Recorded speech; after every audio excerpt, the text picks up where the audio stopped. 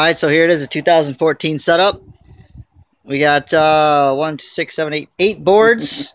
We've got, I think, about 110 or so, something like that, mortars, all canister. We got some of the neon tracers up in a fan rack. I'll take you through some of it.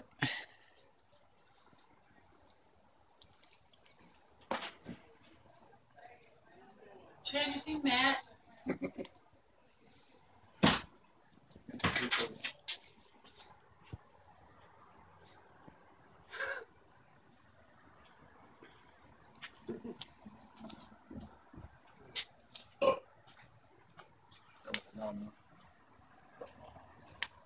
And it's all going to be fired with the Cobra system. It's all on a script. It's going to be to music.